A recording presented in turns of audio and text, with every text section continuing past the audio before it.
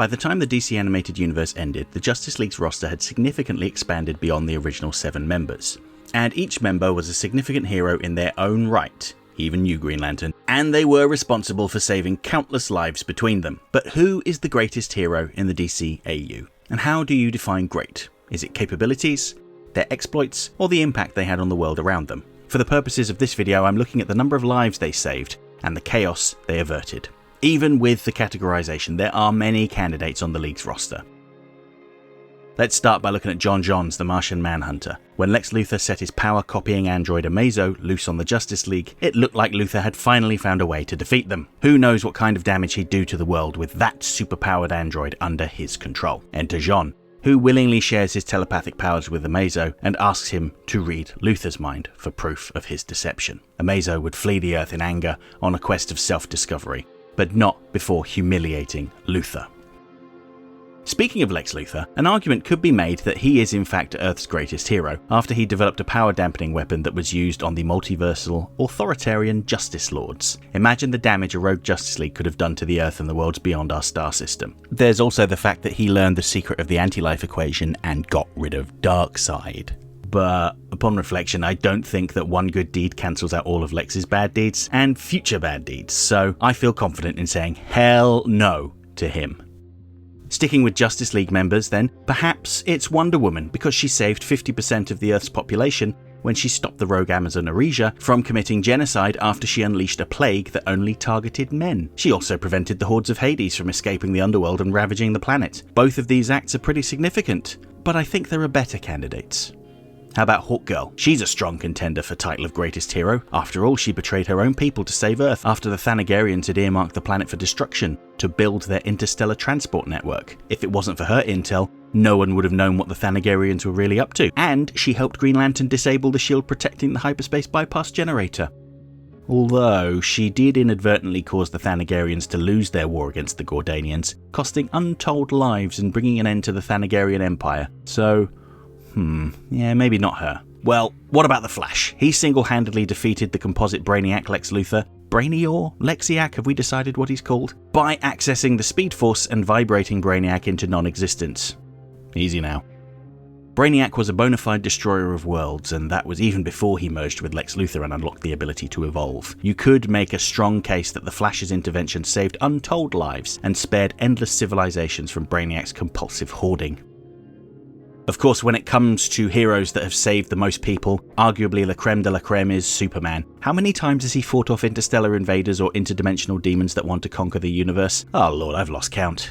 Out of all of Superman's exploits, I think the act that saved the most people was likely when he travelled back in time from a dystopian future to stop Vandal Savage from destroying the world. That one act saved not just everyone that was currently alive, but everyone that would ever live on planet Earth. But to my mind, the most significant act of heroism that saved the most people came in the episode Once and Future Thing. During the time of Batman Beyond, a physics professor named David Clinton discovered the secret of time travel and used it to amass a collection of historically significant artifacts, an early draft of the Magna Carta, the crown jewels, one of Cleopatra's combs, and so on. When he attempted to take one of Batman's utility belts from the Watchtower, he set off an alarm and was caught in the act by Batman, Green Lantern, and Wonder Woman.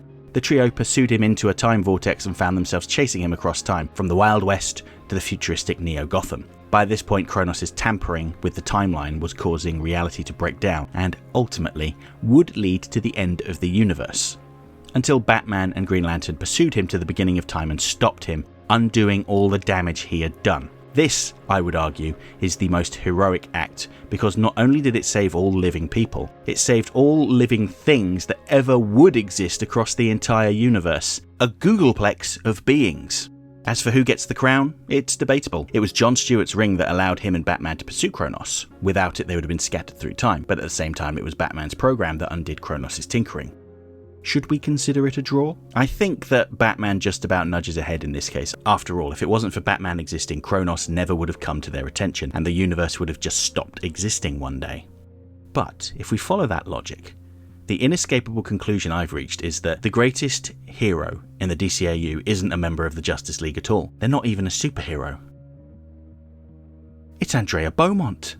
If it wasn't for her unceremoniously abandoning Bruce Wayne, he never would have found himself on the path to becoming Batman. Sure, he likely would have been a vigilante, but before he met her he'd struggled to find an identity for himself. And it wasn't until his proposal to Andrea was interrupted by a swarm of bats bursting out from the caves beneath his home that inspiration struck.